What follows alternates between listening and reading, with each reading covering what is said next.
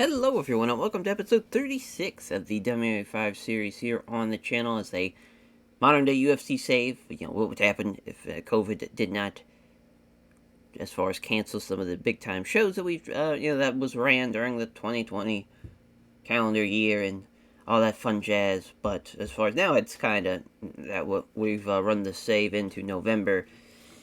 Still kind of hard to see the ramifications of COVID, but I mean, obviously, I think the biggest thing is basically what would happen with Khabib Nurmagomedov.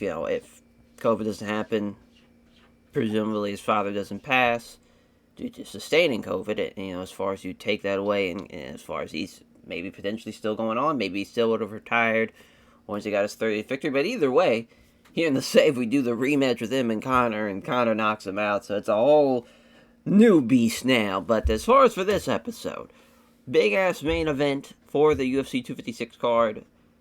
Corey, the Sandman Sandhagen, taking on Henry Cejudo, Triple C, battling it out to show. As far as Mexican Independence Day would basically be around this time, and that's kind of why we've held this show in northern Mexico. So really, that would be like a show in Monterrey, but obviously northern Mexico, it's pretty close to as far as the border, on the California side of the border. So you would have a pretty easy access from Californians going over the border to come see this. And for Cejudo, obviously he's was born in L.A.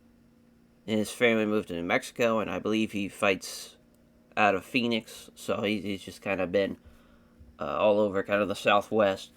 But so this is a bit of a hometown fight for him, though in a roundabout way, more so than Corey Sandhagen.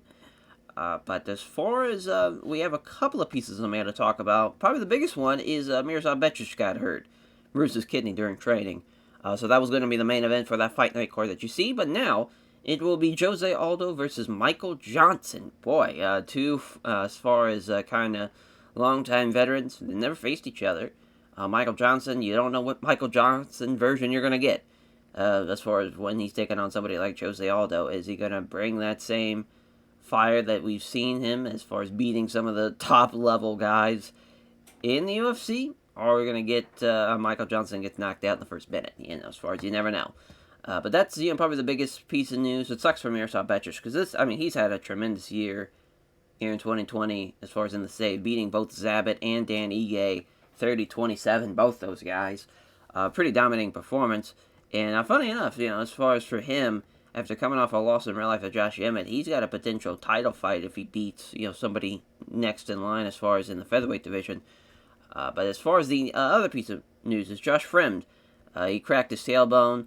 So the fight night card that was happening, Aldo and Bektic, that's now not taking place because of the long turnaround. So now Young Hong Park will be taking on Gregory Seaway, as far as that's happening on the prelim of that card.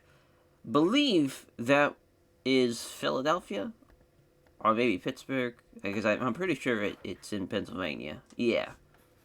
And Josh was a native. Forget where at, as far as, I guess we just take a quick look. If it was Philly or Pittsburgh, it was Pittsburgh. Yeah, so Pittsburgh native missing out on a potential in your home crowd card is not great to see. So that sucks. So now, and also kind of puts us in a weird spot because, Young Hung Park, the reason why he was on that card was just to fight Josh. And now that the Josh fight's not happening, it's kind of like a waste of a fight to happen on that fight card. And it's now so close that we can't really build up anything else. So we're just kind of in a tight spot as far as from that regard. But as far as now, we're going to go on to the card as the UFC 256. Talking about the main event already with Sandman and Triple C. But our co-main event as Santiago Ponzinibbio taking on the debuting Michael Venom Page. Listen, here in real life, we're going to see Michael make his debut in the UFC taking on Kevin Holland, which is pretty cool. This fight here, though, it's a great test, I think, for both guys. As far as from that perspective, of course, that's a 170 contest. As a women's bantamweight contest on the next card, Irene Aldana taking on Marlon Marion rather, not Marlon, Marion Reneo, as that's happening as a 135 fight. In a flyweight contest, Brandon Moreno, of course, the former flyweight champion, and I want to say, yeah, he was the first Mexican born UFC champion. Oh no, that'd probably be Kane. I don't know what I'm thinking. I know Kane. I don't think Kane was actually born in Mexico. Now I'm thinking about it. But I thought he was. Anywho, as far as we'll get off that tangent, as he's taking on Oscar Askarov. So that's a pretty tough fight to kick off. Well, not, it actually doesn't kick off the pay per view. The kicking off the pay per view is a 145 women's contest here as Alexa Grasso taking on Michelle Waterson, the Karate Hottie. So we got a lot of kind of smaller weight classes on this main card. The biggest fight, the 170 fight. So as far as a lot of the smaller weight classes being showcased on this pay-per-view, as we'll look at the kind of the betting line breakdown. Pretty close here for Cejudo and Sandhagen. As Aurora, Colorado native for Sandman. He is undefeated so far in the UFC. We gave him the Aljamain Sterling fight that happened in real life, and he ended up getting killed by Aljo. But here in the save, he pretty much handled him pretty well. So as far as coming off a win against somebody like Aljamain Sterling, now Aljo in the save has not done as well as Aljo did in real life. So it's kind of hard to kind of gauge how this fight's going to go, because we saw Cejudo knock out Peter Yan in the 5th round of their fight at the Tony Ferguson-Khabib card. That happened back in April. So both guys have had a pretty long layover. We'll see how this plays out, though, as far as being the new bantamweight champion for Cejudo. He's got an interesting task, because Sandman, he's a tremendous kind of unorthodox stand-up guy, can knock you out in a lot of different ways. But also, he has a pretty solid wrestling foundation. Obviously not the same level as a fucking Olympic medalist in Cejudo, but still, that's going to be a really, really fun fight, an elevation fight team for Sandman, and then Team Quest for Cejudo. But again, the betting line's very, very close. They're on the pound-for-pound rankings as far as fighters in the world, which is no surprise. Sandhagen's 18th, 11th for Cejudo. And for Santiago, against MVP, Michael Venom Page, the London native, making his UFC debut, and he is the favorite. Pretty strong favorite, too, a minus 310. Of course, we just saw Santiago, the Argentinian, lose to, as far as Colby Covington. It was a split decision, which was kind of shocking, because really, to think that someone gave him a split, there was times where there was a 50-45, a 49-47, a 47-48, so the scorecards were all over the place. But I thought he did really well, actually, in his fight against Kobe. Hence why I got the performance bonus, because again, you see here, he did a pretty good job as far as stand-up wise. It's just kind of crazy that Kobe landed so many strikes. Landing that many jabs standing wise was pretty impressive. But what he basically did was just keep him up against the cage and just pound away basically whenever he was in control. And obviously, if he would get the takedown off of that, he would pretty much try and lay and pray his way to victory. But for him to take on somebody, he's fought some tough guys, but I don't think nobody, as far as it's kind of funny, he's fought, Sean Strickland, he's fought Mike Perry, Neil Magny, and he's knocked those guys out. So he's fought some pretty tough stand-up guys, but MVP's a different type of, as far as what we're going to see from him. Karate background, but a lot of people can probably say, is it the level of kind of dangerous there compared to some of his other fights? It's tough. He won back against Douglas Lima in the save here. He's fought both Douglas Lima and Nelman Gracie as far as at the 239 card back in March. So in the save, he's undefeated so far. He's looked pretty good as far as getting a couple of wins with TKO finishes. He hasn't had a decision since the Paul Daly fight in real life. That was probably his best fight. I thought that was a really great fight. That showed what he could do against another striker as well. And, Santiago, kickboxer, in his own right. So this should be a pretty exciting fight, actually. I'm excited to see how this plays out. Both men successfully weighed at 172, so we're good in the scale. MVP, he's 21st on the rankings. Santiago is 10th, so if MVP potentially beats him, potential top 10 landing there. And then for Irene Aldana against Marion Reneo, as far as the California native and the Mexico native. As far as for Aldana, much younger, and Marion is probably her last fight. But she is the favorite, which is pretty crazy because Aldana is very, very tough in her own right. Doesn't have a team, though, for this fight, so that's an interesting kind of wrinkle there. Similar UFC records, 5-3, 5-4-1. As far as she has another fight here in the save. She's coming off a 2-fight losing streak as well. She lost to Kat Zingano and Yana. Knetso, rather. Oh my god, I fucked that all up. But Irene Aldana, 5-3. She also hasn't had her first fight here in the save either. So both girls making their kind of debuts for the save. I have a lot of high hopes for Aldana. We'll see how she does. She is the underdog going in, but just got a feeling. She's going to perform at a pretty high level. And then Brandon Moreno against Oskar Bullet Askarov. This is a tough flyweight fight. For Brandon Moreno, hasn't had a great start here in the save. He lost to both Shazier and to Malcolm Gordon, which is kind of crazy now seeing that Malcolm Gordon just retired in real life, and here he is 30-27, fucking Brandon Moreno across the board. Hard to believe he has not won a round in his last 6 rounds he's had. Not a great look, and it's hard to believe the Kai Kara-Francis fight is his last win in a couple of years. So, not a great look right now for Brandon Moreno, and him and Askar, of course, had the draw back at ESPN, the 17 card with Yair Rodriguez and Jeremy Stevens. It's a big-time fight, though. Big-time fight for both guys. They're looking to get a win after the draw. Moreno is the favorite. He is the hometown boy, Tijuana, Mexico's own Brandon Moreno, and he needs a win. And in a big, big way. No fight camp again. It's very, very scary. He could really use one. So then for Michelle Waterson, Karate against Alexa Grasso, another Mexican star there on the main card. But Michelle Waterson, heavy favorite here, which is pretty interesting because Grasso, of course, we know, ends up becoming a champion. And as far as for her, though, her debut in the save did not really go over well as she got 30-27 to Claudia Gadello. As far as Gadella, rather, as that was at the very crazy McGregor Cowboy card that happened to kick off the save at UFC 246. So her return on pay-per-view here. Got a tough fight, though, in Michelle Waterson. Even though she's a little older, she's, funny enough, she got knocked the fuck out by Jessica Andrade in her first fight in the save. Coming off of 2 losses for her as well. Both, though, I think are in a good spot here to kick off the pay-per-view. Really, Michelle Waterson, probably better as an bantamweight fighter, which is no surprise. That's kind of what they have as her preferred weight class. She is pretty tiny, especially if she's gotten older, too. I think bantamweight would definitely kind of bold better for her anyways. But, this is going to be an interesting fight for Grasso. She's looking to become back to 500 in her record and looking to force Michelle Waterson to be 500, at least in the UFC, as far as from the fight records there.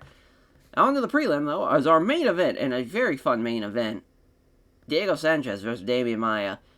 We have 2 longtime veterans of the UFC. Of course, Diego winning, tough one.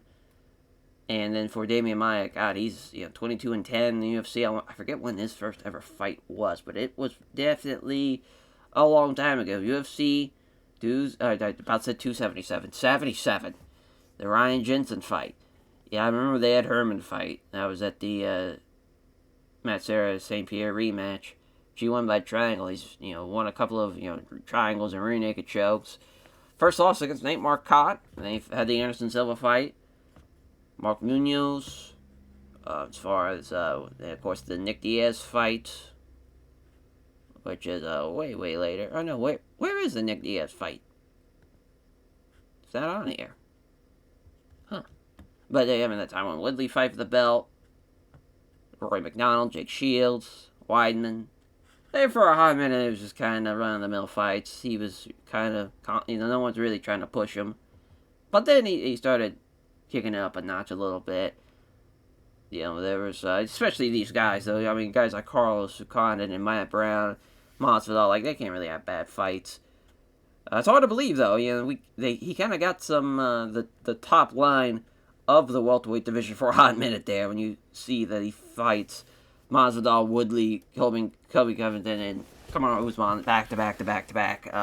Those are four, welterweight champions all in a row. So, well, not Colby Covington rather, but or Masvidal for that matter. But title fights, big time title fights, I guess. So you have top contenders and champions of the welterweight division. This is kind of more his speed. Both guys are veterans, and I like having veterans fight each other instead of having veterans get killed by a younger, rising, kind of up-and-coming guy. I think this is great for both guys. I think stylistically it makes sense for both of them. For Diego Sanchez, as far as for his fight, he won in his first fight in the save. Knocked out Claudio Enrique de Silva in the first round. We'll see how he does. As far as, I think he's a little bit more, I hate to say it, I hate to say that he's a little bit more washed than Damian Maia is, but Damian Maia, though, he is on the, other side of 43. Got knocked out by Gilbert Burns in the first round, which is really no surprise. Gilbert Burns is a savage. We'll see. We'll see how it plays out there. The main event of the prelim. And then James Vick against Guam Kuta de la Zez. Oh my god, I fucked that all up. The Georgian fighter, as the Georgian Viking himself, is looking to beat the Texecutioner James Vick. This is a fun fight. These guys are going to be out for violence here in this lightweight contest. Guan won in his debut in the UFC, not just debut in the save, as far as he beat Mike Davis and knocked him out in the second round. That was at the 250 card. Back on pay-per-view, as for James Vick, doesn't have a lot of fights under his belt, and not a great record as of late. It's crazy he had the draw with Alan Patrick. I thought this for sure was going to be his last fight in the save. But gets the draw and he gets one more fight, and he's got a chance to stop somebody like a rising star like Grom. And this is a good fight, I think, for both guys. Stylistically, he matches up pretty well. See, the betting line's pretty close. It's going to be a good fight. Going to be a good fight on the prelim. And then for Yusuf Razrov, the Russian fighter, looking to make his UFC debut with a big-time splash at 20-2, taking on somebody like Ricardo Lamos. As, Lamos, no fight camp. Probably not looking good for him. Yusuf is the strong favorite. Obviously, it's funny, he's not a Dagestanian fighter. He is from Grozny, Russia, I believe that's it. I'm sure that's way off. But tremendous grappler in his own right. He's been dominating in one here in the save. Got a couple of wins by both bulldog choke and knocking out his opponents. But, with a record like that, with a combat sambo background as well, he's going to be a problem. And he's still young as hell at 25. 5'9", it's a pretty good height for featherweight. For Ricardo Lamos, though, constant underdog. He's going to be an underdog here. He's fought some tough guys, though. Tupperware, Calvin Kattar, Miroslav Becic, Josh Emmett, even Darren Elkins, I think, is a tough fight. He's fought Oliveira, beat Oliveira. Kind of wild thing. And then he's fought Max Holloway, Diego Sanchez, Chad Mendez, Dennis Bermudez, Aldo. Cub Swanson, even Jeremy Krause, or James Krause rather. I don't know why I thought Jeremy Krause, but James Krause. That was back at WEC. He's fought some tough dudes along the way, and this is a good test for both guys, I think. For Ricardo Lamos, he's used to being an underdog, so he's not in any kind of different situation. He's looking for his 20th victory. As for Yusuf, he's looking to start his UFC debut with a big bang to beat somebody like Ricardo Lamos. As Valerie Lareda, former Bellator, now in NXT. I forget what her NXT name is, but Valerie Lareda, you could see why she would maybe not want to be an MMA fighter just from this picture. Better things could be had by getting absolutely destroyed in an octagon for 15 minutes. As for her making her UFC debut, pretty much when WWE came knocking, she was just like, fuck all this shit. Wisely so. As then she's taking on somebody in the Warrior Princess and Diana Belbita as a Romanian fighter, but has kind of had more of a Canadian home as of late. She knocked out Rachel Ostovich, another person who's like, why are you fighting in an octagon as far as better things to do with your time? But she's, she fought Molly McCann. Rachel Ostovich, she pretty sure we cut Rachel Ostovich after that fight. Because it was clear she was not on the same level as everybody else. And it's crazy that Valerie is the favorite, though. I did not expect that from her. We'll see how she does. This is going to be a big-time fight for Valerie, though, making her debut. We have Valerie and Michelle Waterson on this card. This is pretty much it's a good day for women's MMA. There's not going to be a Silva Raquel Pennington fight experience on this card. I'm hoping, at least. As Uros Medic and Jalen Turner on the prelim as well, which is pretty crazy. As the Dr. Medic 8-1, this is a big time fight for him. As far as from what I remember, I thought he took this fight on short notice. I believe Jalen Turner's original opponent was injured. It was either that or his original opponent was injured, and then Jalen Turner took the took the fight on short notice, rather. Excuse me. As yeah, this is a good fight for both guys. For Jalen Turner, he is the heavy favorite, which at his length, 6'3", he is the spider in there. He's the tarantula, that makes sense, or to be more precise, as far as there's only one spider, and it's Anderson Silva. But for Jalen Turner, long, lengthy fighter, he's in there with a tough opponent, though. Uros Medic is a tough guy to put away. It's going to be a really fun prelim fight, actually. In our opening contest, we have a lot of women's fights on this card, as two Mexican fighters here, as far as for Montserrat Ruiz taking on Melissa Supermelli Martinez. As Martinez, 21 years old, 6-0, has another, both girls are making their debuts in the UFC. As for Ruiz, she doesn't have a fight cam. Same thing for Melissa Martinez. It's going to be a good fight. Good little opening contest for the prelim for both girls, both Mexican fighters. And what is our fifth women's fight on the card, I believe? Or fourth? Yes, fourth. Excuse me. Yes, I thought there was one more, but yeah, no, it's fourth. So as far as the some more analytics here before we get into the actual fight card, Cejudo looking to make his second defense of his bantamweight title. Two of the best pound-for-pound fighters in the world, obviously. Like we talked about, is 11th for Cejudo, 18th for Sandhagen. Cejudo main eventing for the third time, though. Both men have won 3 of the last 5 fights. As far as Cejudo's finished, while Sandhagen has won by decision. It's pretty close to the Bloodcut stat pick, so 4-3. Cejudo with a slight edge. I think that makes sense. I think that's pretty accurate. I think it's a close fight, but Cejudo has the grappling advantage. I think he's going to pull it out. So Michael Venom Page making his debut against Santiago Bonzabilla, the Gente Boa. As far as for Santiago, 10th on the rankings, MVP 21st. He's a pretty big size favorite, but Matt is the lone backer in Santiago.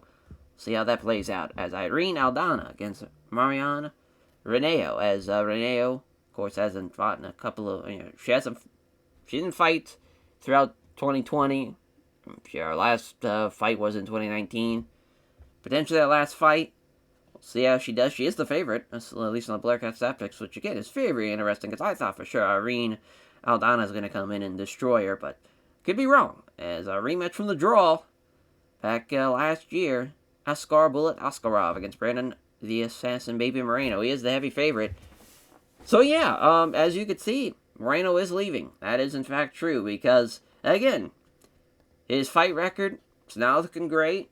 If he loses here, his last win will be the Kai Kara Francis fight, and then besides that, he'd be from 2017.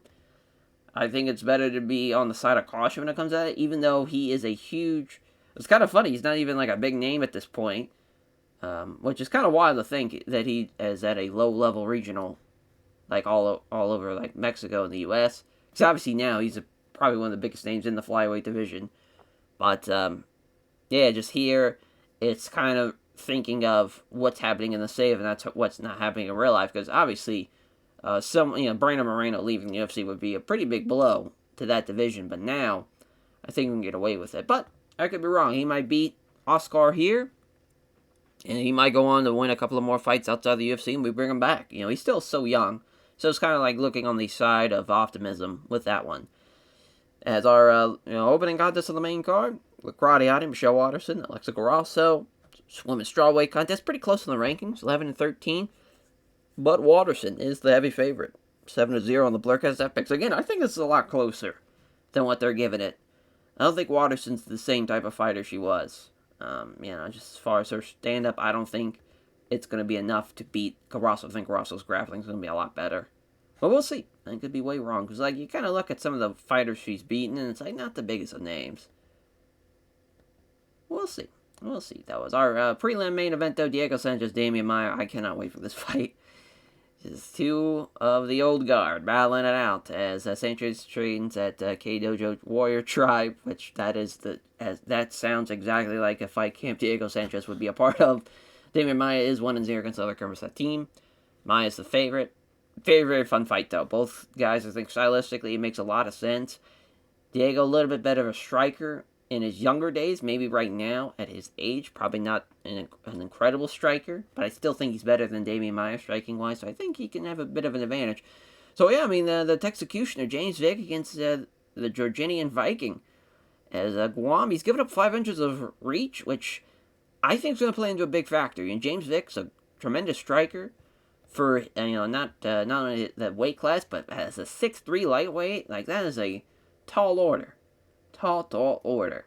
But as far as for him, I don't know why I clicked on the skills there. I'm trying to click on the fight history, but sure, not a great record as of late, but he's beaten top guys along the way. As far as beating Francisco Trinaldo is a pretty big deal. Sure, it was a couple of years ago, but still, you fight Justin Gaethje, Paul Felder, Dan Hooker, like those are tough fights. The Nico Price fight. That was before the save, so it was out of my hands, but getting knocked down in the first round is pretty tough. But to come back and get a draw against somebody like Alan Patrick, too, shows you that he's still game. He's 33, sure, he's got a lot of miles, maybe as far as from a boxing perspective and a kickboxing perspective before he became an MMA fighter, but I think he's got a good chance here. I think he's got a really good chance with that reach advantage. Yusuf Boris Razov, as far as Razov is the making his debut and the heavy favorite on the Black Ass Hat Picks. I'm looking forward to this one for him as far as to see how he's going to do against somebody like Ramos. Good veteran, well-rounded, stand up with you, grapple with you.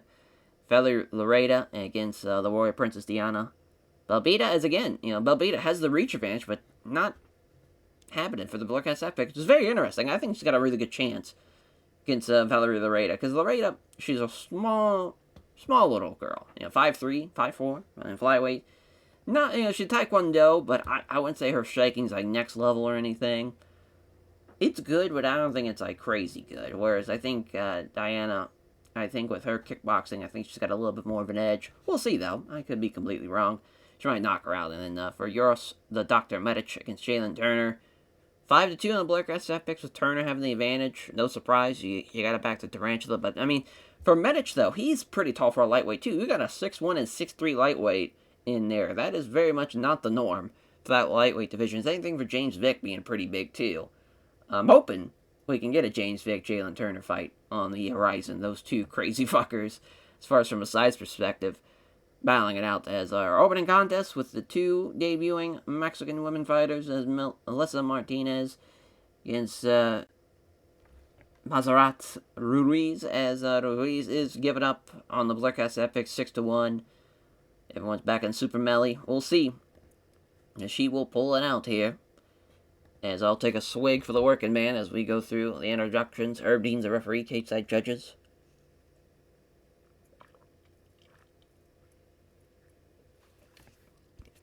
Also, Ruiz catches her kick attempt and goes for the takedown. So we'll see how Ruiz does on top here. Looking to land some vicious-looking elbows. She's not able to land a lot of clean shots, and now she gets half guard at least here for Martinez is really trying to work her down. Now she's got side control. Ruiz looking for mount. Gives up her back. Oh, got both hooks in. This could be over right now. What a performance for Ruiz. My God.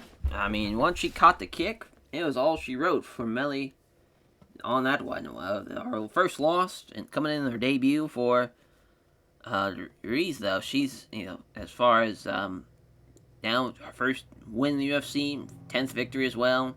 It's a big win in Mexico. So that's awesome, though. She thanks all of her sponsors, all of her fans. Happy to be to have won in her debut. On to the next fight. Jalen Turner versus the Dr. Medic. Minus 280. Darren Mergliato's referee, cage side judges. Here we go for This one, Medic with the left hand that's blocked. Doesn't connect to the left jab, also right hand elbows over to the gloves. Jab, in a body kick that fails to land. It's a jab and a good right hand. Turner scores with a jab, doesn't connect to the right hand. There's a right jab and a right roundhouse kick to the body. Jab and a head kick now.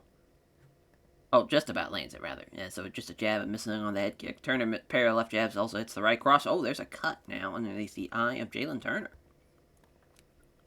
Again, as far as both guys looking for those body kicks. Body kicks and head kicks, but just not really hitting so far. Oh, there's a right roundhouse kick to the rib cage, though, from Medic. Jab and a right hand from Turner. So everybody's landing their 1-2s now. Medic misses. Here comes a counter with a jab and a great right hook from Jalen Turner. There's a left hook from Turner off the counter. Medic's getting countered so far. Not been great for him. But he did open him up, and there's a nice another front roundhouse kick here. Oh, he rocked him with that body shot. Oh, no. Looking for the big left hand. Down goes Turner. Is he going to finish him here? He will. What a win. Dan Mergliata stops the fight in the first round, so back-to-back finishes in the first round. So looking good to the prelim. What a win for Medic. Big upset, too. Back-to-back upsets. As he wants Roosevelt Roberts. It's funny, we just saw Roosevelt Roberts. It's an interesting name to call out, but it's crazy. He trains at Black House MMA. I mean, that's a...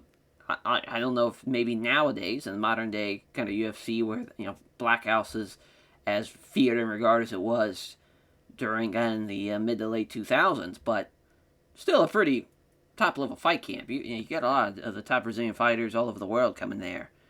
As, that's a good fight. Good fight indeed, as Valerie Loretta against the Warrior Princess Diana Belbita, as we'll see how Belbita does against Laredo, as Herbine's back in there. Cage judges, here we go, as Loretta. We got both the American top team and Bulgarian top team for both girls here, as Loretta comes in looking to fight, fires off a counter jab from Belbita. Loretta with a score of a 3-quick punch combination there, 3 quick punches and a leg kick, so 4 strike combination in total. Loretta dodges the right hand, counterattacks with a quick left jab and a solid right hand, so already her striking's a lot better than I thought it was going to be. So there's a flurry of 4 punches and scores with the right cross. She's doing a really good job. Jab was wide, and hits over the leg kicks, and now trying to hit the jab, misses. Loretta moves in behind these 4 quick punches. 3 of them hit home, then spin kick fails to make contact, though. They come together and strike. 2 punches out of a flurry, then scores the glancing blow with a high kick. So high kick there from Loretta. Now it does connect with the left jab. There's a nice right hook from Belbita, though. Loretta connects with some jabs, avoids a low kick, though. Toto strikes here. We might see our second round here of the night. And there's a jab that misses, though, from Belbita. Oh, there's a head kick after the jab. Oh, I thought she might have rocked her. It's like, oh, maybe not. But yeah, looks like another right head kick. Oh, my. Loreta's head kicks are landing, but she's not dropping her or rocking her or anything like that. There's a kick to the thigh now. Boy, oh, boy. Now Belbita again with a misses the right cross, and here comes the counter. It's a jab and a right hook to the very last possible second in and out the round. Yeah, I mean, Loretta did a good job, but yeah, obviously a 10-9. As, Belbita, she landed a couple of strikes, but not more so than Loretta for sure. And Loretta, yeah, you could tell that the leg strikes, the thigh kick there that landed towards the end of the round, definitely has affected her now. She's limping pretty noticeably going into the second round. Counters right in, follows up with a sequence of chest ball by a left roundhouse kick to the body. So she's just going all over the place. Head kicks, body kicks, leg kicks. She's doing a really good job. It's been a great showing so far. And there's just about lands another head kick for her. There's a quick kick to the lead leg there. There's a great right hook from Belbita. Dodging is Loretta here, and then she counterattacks with a left jab and a right hook. Loretta now attacks with a left jab and a clean right hand. I don't think she has the power to knock anybody out, but she's doing a good job. Well, as I say that, she just about lands another high kick here, but Belbita's getting totally outstruck. Not looking good. Not looking good. And now she's getting tired, too. The leg strikes have been affecting her, so she's not able to generate a lot of power out of her base of these strikes, and it's just not looking good for her. Misses the jab, also misses the head kick, though. This could be a good opportunity for Belbita, but she can't hit the right cross. Misses the left jab, hits the right cross, so does Belbita. Now left hook from Loretta. Belbita misses the big right hand. Here comes a counter to the left jab and a spin kick to the body from Loretta. So the Taekwondo approach from Loretta has been very, very well. Seeing a lot of spin kicks, body kicks, leg kicks. She's doing a good job. Belbita misses the big right hand. Here comes a counter. It's a few quick jabs, followed by a low kick. Doesn't connect, though. And yeah, another round. This one's a little bit closer, but still, it shows you it was still a little bit closer, and she still completely outstruck her. So just not great for Diana Babita. She needs to finish in this final round. Glancing blow with a high kick there, off the counter from Loretta. There's a good right hook though from Belbita. Starting to, fatigue has definitely crept in. You're past the 10-minute mark and fighting. It's been a long time. It's now Loretta again with a counter, quick left jab with right hand. Oh, here we go. Gets countered with a jab and a high kick. She rocked her with a high kick. Loretta might get a finish here in the third. Oh, went for the massive right hand, but Belbita quickly steps out of range, and now she's out of trouble, at least for now, but she's definitely losing this fight. She might not, at least she might not get finished here. There's a left jab. Doesn't find the hook to the body, though. Oh, Loretta, here comes a counter again, this time with a left roundhouse kick to the ribs. So they fall into a sloppy clinch. Got her up against the cage, just a couple of punches to the side of the head. I'm sure they're just going to kind of be pressed against the cage for the rest of the fight here. Knee strike to the thigh. Yeah, now there's an elbow. There's another elbow. She's doing a good job. She's getting controlled against the cage. Loretta with a full dominant performance, really. I was really impressed by her performance. Everything's finally going to separate them, but it's a little too late for that.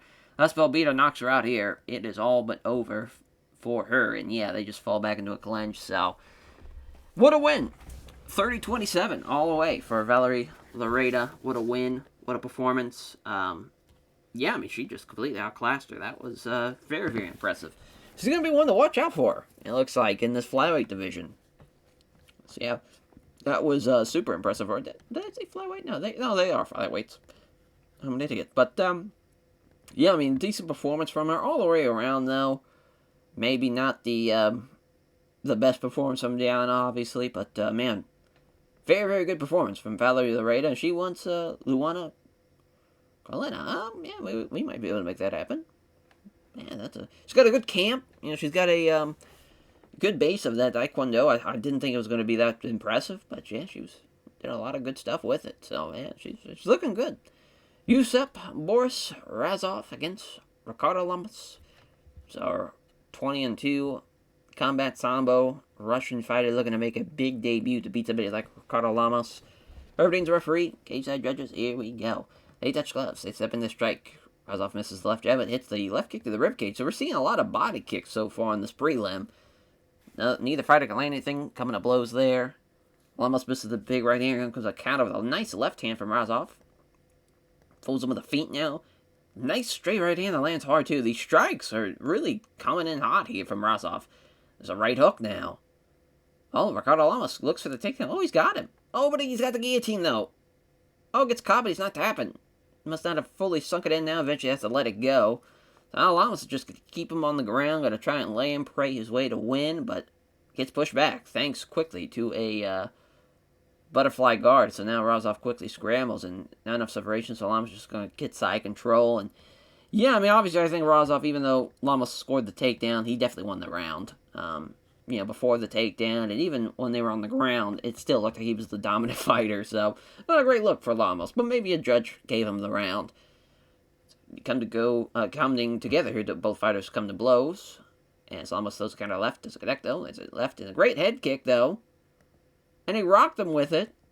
Oh, when he drops it with a big right hook, looks to finish the fight here in the second, and he will, my God. Great performance from Yusuf, came as advertised, and he was impressive.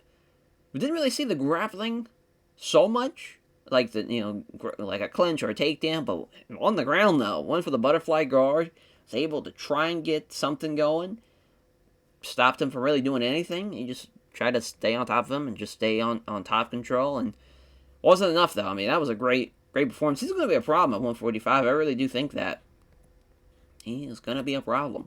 So thanks ever connected to Burkut FC office, very sponsors office, fans, family, supporters, as Yusuf Razov celebrates his UFC career, starting off with a victory as the Texecutioner against the Georgian Viking. Man, this is going to be a fun fight. This one, again, I think we're going to see a finish here as well. Parabean's a referee again. As far as no team for James Vick, and he's fighting for his contract. So we'll see how he does, but he is got that reach advantage. I think it's going to help him out a lot. Doesn't touch gloves. Draws some heat from the crowd. As they engage, missing with the jab. It hits a glancing high kick, though. Oh, there's a right head kick that does some damage, though. Oh my, both men going for head kicks early, and Vic is in big, big trouble. But Guam's got the clinch now. Knee to the ribs, doesn't have enough power behind it. That was probably a mistake to clinch up with him, but I get trying to separate kind of the as far as the reach advantage by keeping it close. Now trying to go for an elbow, doesn't really connect with it, though. Yeah, it's just not looking good. I'm glad he kind of loses control, honestly, and we're back underway with a straight-up striking exchange. Vic misses, and he gets kind of the great right hook after the quick left jab. They engage again. Guam looking for the big head kick. He scores with it, and there's a glancing high kick blow from Vic as well. God damn, both guys landed head kicks now. There's a jab and a body kick. What a first round for Guam. Obviously rocked him. Could have finished him, but I think a bad idea by clinching. But they go into the second. Still up, obviously, winning the round. But we'll see if Vic can counteract losing the first round and win this one, as Guam fails to land a combination with the end of the attempted rounds to the body. Guam still trying to pressure him, keep him in the pocket and do his thing. His jab and a leg kick. Oh, and Vic's trying to motion him to come on and fight. And as Vic misses the big right hand, here comes a counter. Oh, it's a stiff head kick that probably knocked him out cold. Oh, it just knocked him down. Look at the finish of the fight, though. Rocks him with a couple of shots. He's not able to take much damage here. Somehow hanging on those, James Vic. What in the world? Can't put him away, but he's now rocked him and then dropped him in the second. As far as this is definitely his round again. Herbean's going to stand him up. So, I mean, if Grom, there's a great right hook. Surprised he didn't drop him. He rocked him, though. Clearly hurt. He's got him against the cage. Oh, there's a vicious uppercut that knocks him out cold. Well, James Vic, it was nice knowing you, bud. But, boy, you got fucking destroyed against the Georgian Viking as he came through with some vengeance. I thought maybe the reach advantage would give James Vic a nice advantage. It'd be a pretty interesting fight. I thought it was a lot better than a decent fight, to be honest. But, man, what a win. What a win for Guam in 12-2. Yeah, I mean, it was a good performance. Good performance there as our main event, the prelim. Boy, we've had some finishes on this prelim. I only have had one card go the distance, or one fight go the distance. As, Diego Sanchez, Damian Maia, Jiu-Jitsu, K-Dojo Warrior Tribe, wrestler versus Jiu-Jitsu artist. It's going to be a good one. Very, very close on the fight record, too. 30-12, 28-10. It's going to be a real fun fight here. It's our judges. Round one begins. I forgot who's the referee. Who is the ref? It's hard reading it. All right. So they touch gloves. Sanchez comes forward to exchange strikes. Jags a jab, misses, jabs. Well, scores the leg kick, though. Toto with some strikes here. Neither fighter really land anything, though. And now Maia lands the right hand in exchange. Misses all the strikes in combination with a head kick attempt. Now Maia went for the takedown. He's got it. It's a single leg. So we'll see how he does on the bottom here. He stops him. So that's a good job by Diego Sanchez. Doesn't get the double underhook, though. He's keeping him in guard. Diego's jiu-jitsu on the bottom is a lot better than I anticipated. Looking for mount out. Oh, boy. Now he's scrambling. So Sanchez has got him up first, too. Up against the cage. Trying to get some, prevent some elbow strikes from being thrown in his mind with his wrestling. Knee strike to the thigh. Got him in the Muay Thai clinch. Big knee to the chest there. Blocks the knee strike. He's lucky the round saved him, because I think Diego's going to fuck him up in the clinch the way that went. The big knee strike. But Maia definitely won the round. It was close, though. It was close once they got him up. Obviously, Diego did a little better job. They just didn't really do a lot of striking for my liking there in that first round. See how happens in the second. As Maia looks to shoot in again. But Diego knows that his striking is the better of Damian's, and he's got to push the pace, and he does that exactly with a beautiful straight right. Counter jab from Maia. Nothing but air on the big right, though, unfortunately, after he hits the left jab. Counter right hand from Maia. Connects the jab. Maia evades the big right, though. Comes forward on the attack to Sanchez. Quick jab, misses left hand, and then the big right hand to the body, fails to land. I can't connect with the jab, rather. Catches him with a crunching right hook, though. That's a good job by Sanchez. Jab. Right hand now from Sanchez. Nice 1-2. Back into the pocket. Nice jab and a right hook. Again from Sanchez. Is a flurry of punches now. 3 punches and hits him with a beautiful straight right. Jab in the exchange. Left jab. Dodge to the right. Roundhouse kick to the body now. Minute left. Coming forward now. Bob's out of the way of a jab. Moves in the pocket. Lands the jab. Leg kick dodges. So that's Damian Maia. Comes in for the leg kick to Sanchez. Misses it, though. Sanchez slipping past the left hook attempt. Attacks a pair of left jabs. and followed by low kicks. I can't connect, though. Great round from Diego Sanchez. Definitely won the round. It's all tied up here, so we're going to see what happens. Might even be 2-0 Diego Sanchez if you're a weirdo and gave him that first round, but you never know. As two fighters stand and trade blows, neither fighter can really land anything. Damian Maia looks for another takedown, doesn't get it though. But he's got him against the cage. If he trips him here, could be in trouble. Nope, stops it, and he's got controlled back into a Muay Thai clinch. Oh boy. Misses the knee strike though. Oh my lord. Big knee right on the button. Drops him. My God, the nightmare. Diego Sanchez wins his 31st fight, knocks him out cold, and probably retires Damian Maia. Yes, he will. Oh, my Lord. What a win for the nightmare. He keeps it going. 31st victory. Not a lot of guys can say that. That is, especially the amount of top-level talent he has fought, too. Very, very impressive, obviously. Hall of Famer in Diego Sanchez, I'll say it. As Karate Hottie, Michelle Waterson against Alexa Grasso. It's going to be an interesting fight. I think it's a lot closer than the betting lines have it, but we'll see. As this has been a violent affair going into the main card of this pay-per-view. Herb Dean's the referee, cage-side judges, here we go. They engage, looking for the big-time head kick, though, as Grasso sees it coming now. As she counters her with a left jab and a right hook, this avoid last possible second. So good counter-striking from Grasso early. That was a jab and a right hook from Waterson. She's still, pushing the pace. Misses all the strikes, though. So what's the point if you're going to push the pace, but you're not even going to land any big-time shots? Oh, here comes a counter, though, from Waterson. That's a good counter. Left jab and a good right hook. That's probably better for her. As, Grasso defends them all well. Glances up in the corner. Thumbs up in response. Yep, nobody's doing that in a fight. You definitely keep your eyes on your opponent. But, Grasso misses a big right hand, pulling off balance that line. Waterson attack with a glancing high kick. I thought that might have rocked her, but nope. Just it was glancing. Left jab. Low kick to the legs there from Waterson. Grasso with a jab and just about lands a head kick. Boy, that leg kick hits, or the head kick, if that lands from Grasso, it's going to be all she wrote for Waterson. Don't think she's going to hang on to it. But there's a nice counter from Waterson. Two quick jabs and a sharp low kick. Now she misses all the strikes in combination with a head kick now. Grasso's doing good. But Waterson's countering now. As a left kick to the ribs. It's a close round. They're giving it to Grasso. Yeah, I mean, that was very, very close. Again, I was just shocked to see the betting line being that much of her as an underdog. So I think it's a lot closer.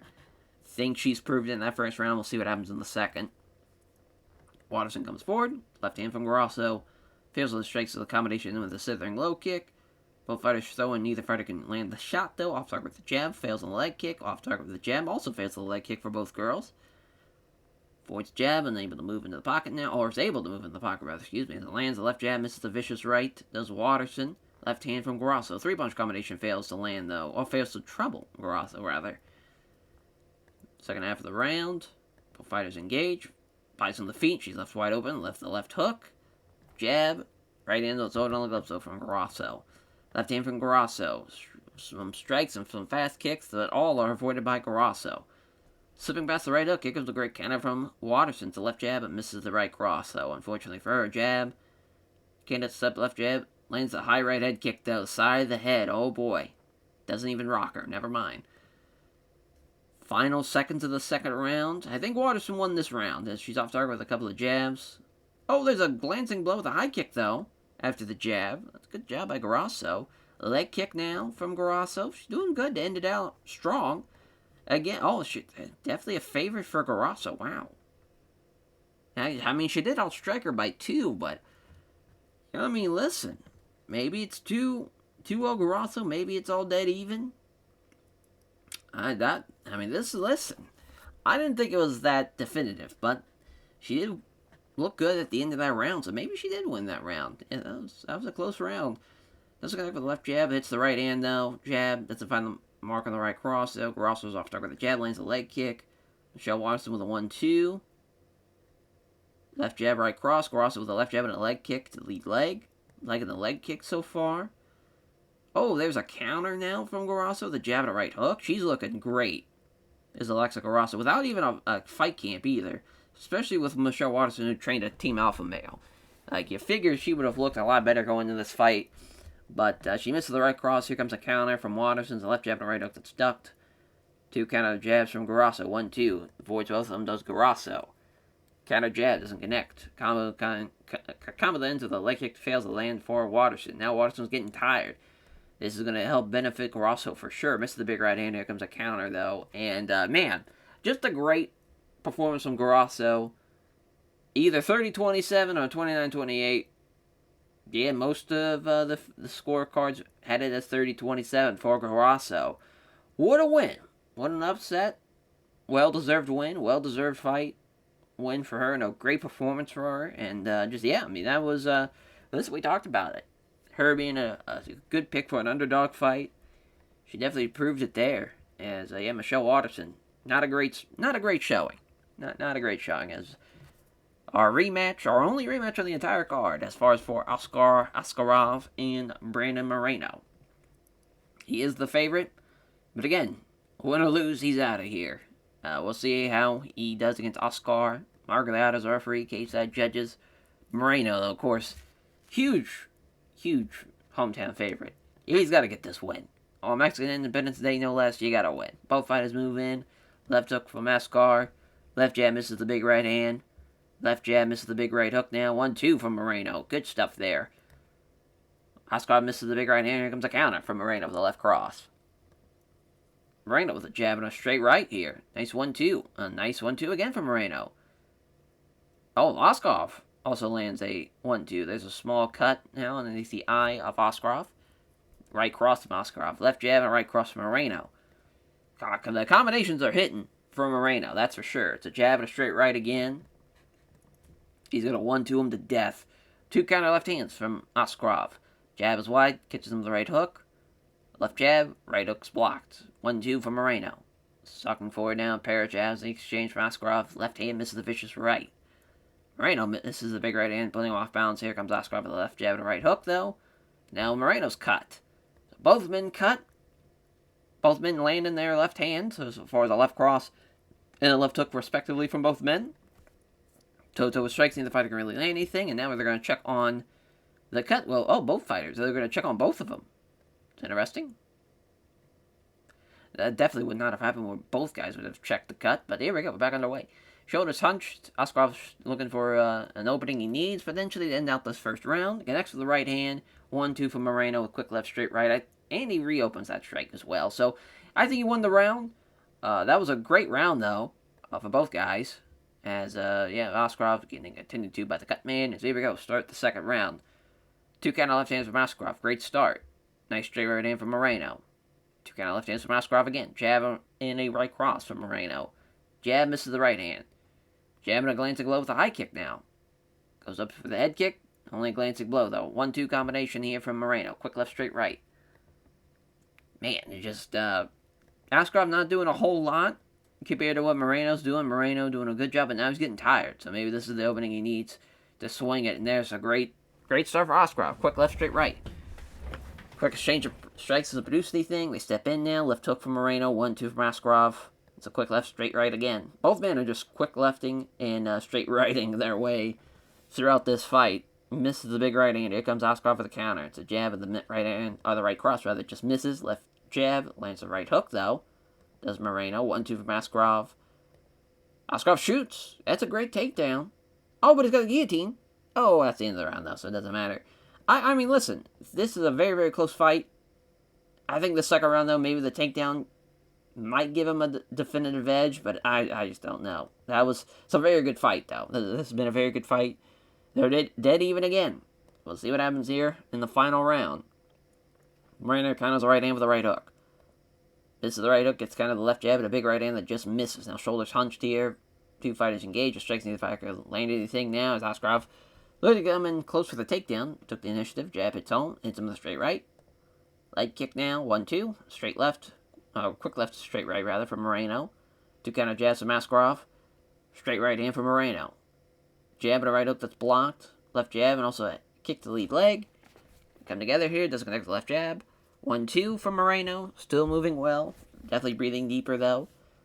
Come together now. Left jab. Right hand digging on the gloves. Askarov with the left jab. Fails on the leg kick though. Stumbles his way into a clinch now. Askarov look at getting up against the cage. He does so. Sharp right to the side of the ear. Now a glancing elbow strike. Knees to the side of the ribs. If Askarov drops him here with a takedown, supposed to say that might have sealed his fate. Looking for it again, though. Moreno doing a good job hanging in there until he does, in fact, drag him to the ground. Damn, Moreno, I think he lost it. I think Askarov won 2 and 3. 29-28 Askarov, 29-28 Moreno, and 29-28 Askarov. Boy, Brandon Moreno, you just can't buy yourself a great... I mean, that was a great fight, though. Well, I guess good fight for them. Yeah, I guess good is the right consensus there. But yeah, that's a tough break. Had a great showing in the first round, and just... Yeah, I mean, Askarov just kept it going. Kept it going, paddled to the metal. Burkut FC having a good night with 2 victories, and man, just a tough showing for Brandon Moreno to lose like that. But yeah, he's out of here also. 16-8-1. Tough break. Tough break. As our next contest, Irene Aldana against Marion Reneo as the Belizean Bruiser against Irene Aldana. 12-5, 9-5-1.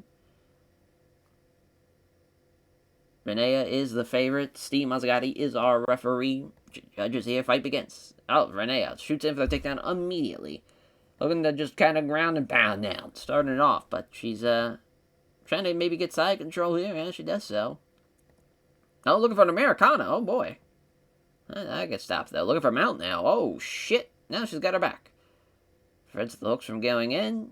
Trying to move her back. Not happening. Doesn't get the body triangle either. We're looking for the rear naked choke without the body triangle. Yeah, great round for Renea. She didn't really do a whole lot as far as striking-wise. Kind of wish they would have stood her up, but obviously she won the round. See what happens there. In the second, it's a quick exchange strikes. Doesn't boost anything, though. Right hand is blocked. Exchange here. Aldana kind of has the right hand with a clean right hand. Oh, and she rocked her. Oh, boy. Looking for the kill shot here. Got her up against the cage. Oh, big right hook. Barely able to stand. Scorching right hook, but Renea slaps past it. Wow, very last possible second. She somehow hangs in there. And now she's got her takedown. How about that? And looking for the Americana again. Oh, and she got her. Unreal.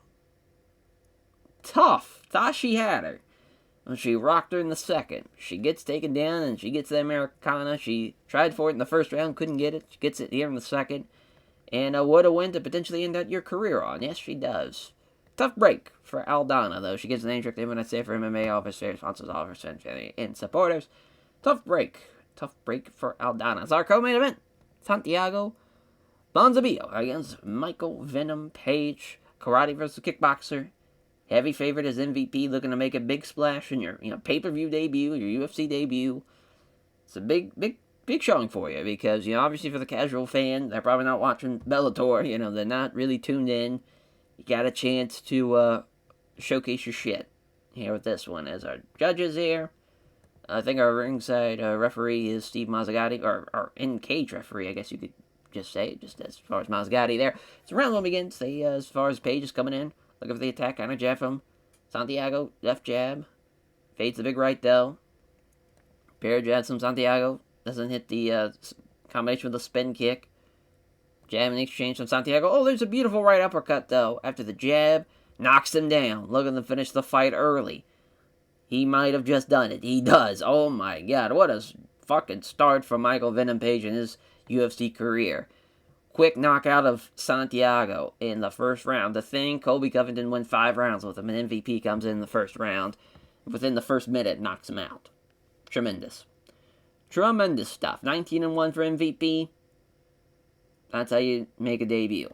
Just like that. Of our main event, and boy, what a card this has been. We've seen so many finishes. Only 2 fights have went the distance this entire card.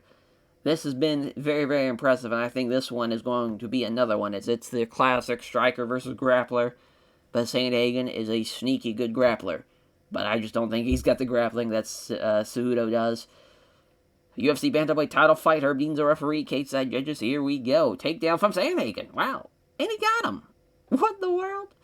Look at the Sandman. Listen, we knew that he was a sneaky good grappler, but I didn't think he was going to fucking take down Cejudo in the first couple of seconds here.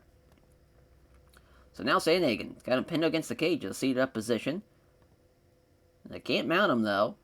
But he is, Sandhagen is on him.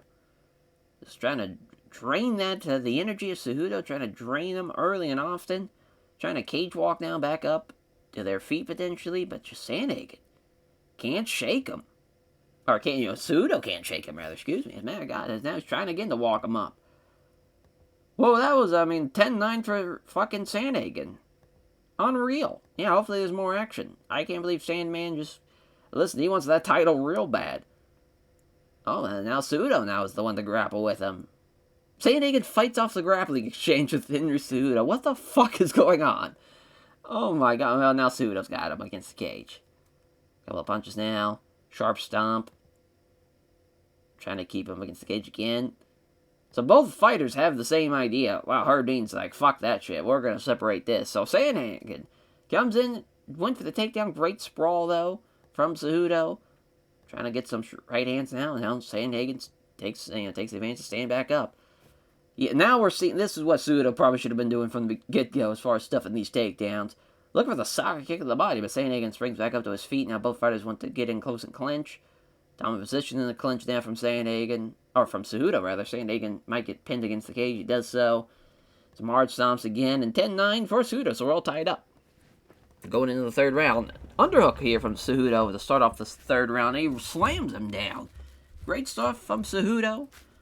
And now this is what we were expecting for DB on the ground, Cejudo on top. Not really doing a whole lot, but he's buying time. He's landing shots to land. It sucks to have a fight like this after the incredible card we've had throughout the night, but I get it.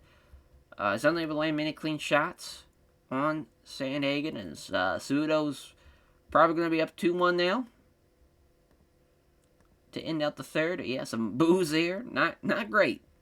Not a great title fight. But Cejudo, he's up going into the fourth. Sandhagen gets his takedown, so he might be tied up here if he keeps him down here again.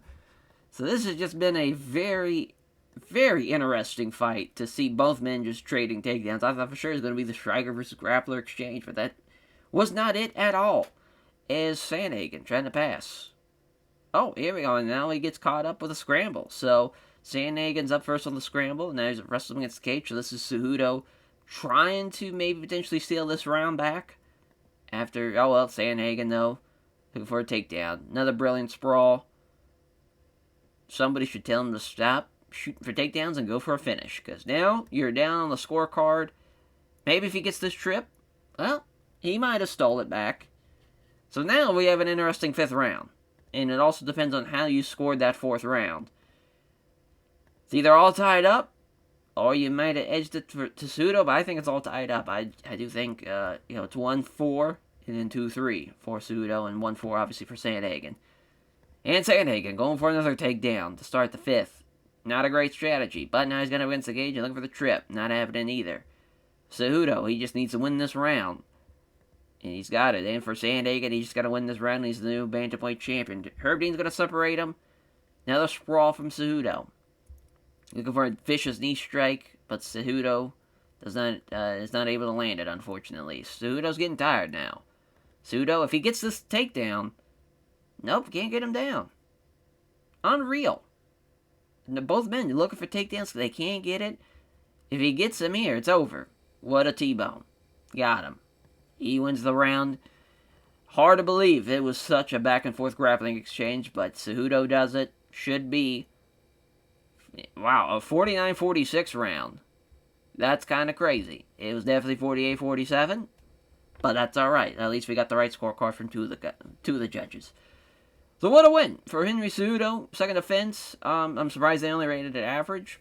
That last round was pretty exciting. Just how the fight was kind of...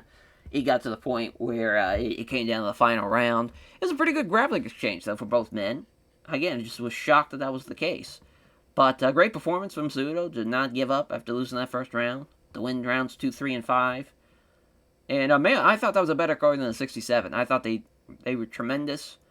Just the whole... Pretty much, besides... I would say even this fight was a lot better than decent.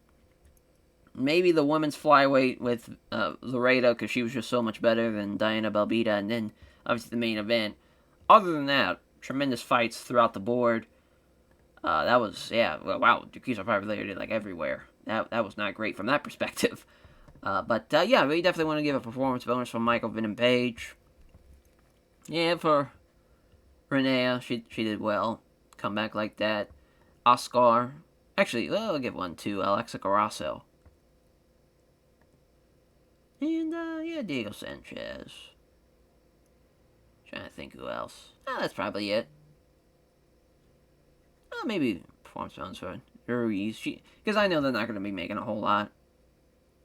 Maybe for Medic, too. Yeah, why not?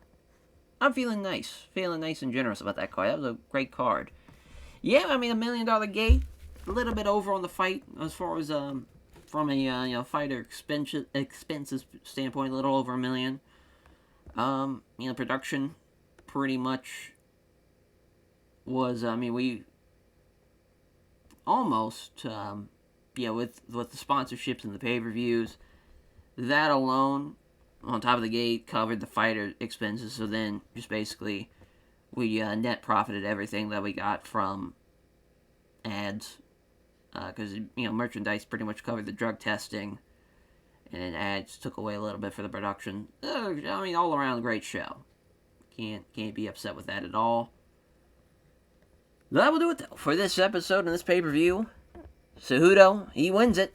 Stole it in the 5th. What a fight, though. That turned into at the final 5th round when it came down to whoever gets a takedown wins the fight. And, that will, we have, one more pay-per-view to end out the year, and, of course, it's the biggest one, probably, of the entire save.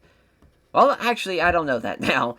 Because McGregor beating Khabib was crazy. That was nuts. But Jon Jones versus Stipe. We're getting here in the save first. And it's a little bit more closer to a younger Stipe. It's not, 2024 Stipe Miocic. As Stipe and Jon Jones for the heavyweight title. The undefeated Jon Jones looking to get another victory to solidify that, he's already the GOAT. But to really further prove that he is the GOAT if he does in fact beat Stipe. But we've got a couple of fight nights coming up now. And, of course, we have now the Michael Johnson-Aldo fight card happening. I believe we have a Fight Island card coming up. Yeah, that is the next Fight Island. As it's Damir Ismagulov against Edson Barbosa, which that's a fun main event. Then the Aldo Johnson card.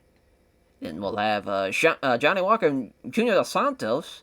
And a fun little ABC card in Japan. So that would be a pretty late broadcast on ABC. But it's Nate Diaz and Mike Perry is main eventing that one. That's a fun main event. A couple of dogs in there.